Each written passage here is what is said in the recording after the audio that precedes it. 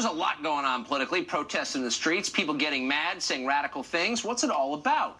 The other day in the Wall Street Journal, there was a fascinating piece written by Shelby Steele. He's a writer. He's a fellow at Stanford University's Hoover Institution, and he explains what exactly is going on. He joins us tonight. Mr. Steele, thanks a lot for coming on. Thanks for having me.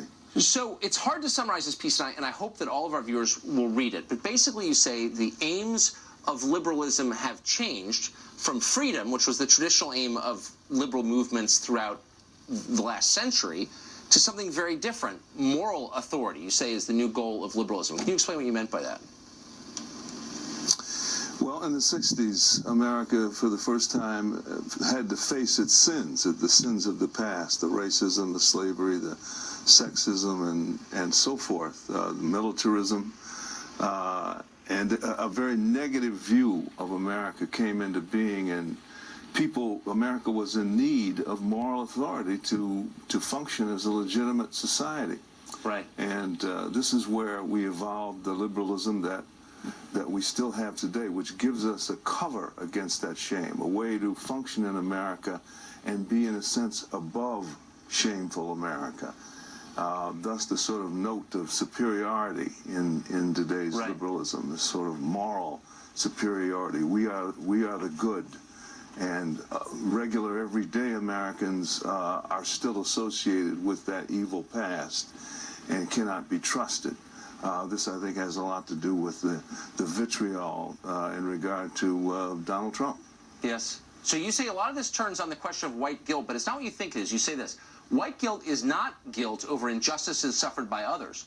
It's the terror of being stigmatized with America's old bigotries, racism, sexism, homophobia, xenophobia. To be stigmatized with any of these is to be utterly stripped of moral authority and made into a pariah. That's what this is about.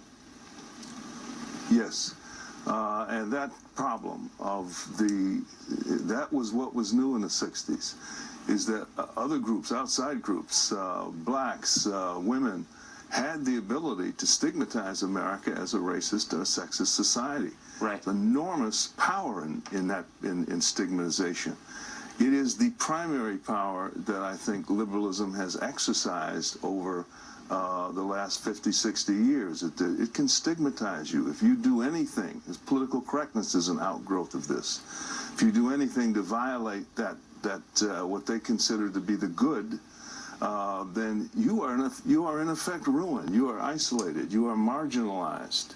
Right. This is what we again see on campuses today: pushing of muscling people aside. There's no reasoning. It's all muscling, moral muscling.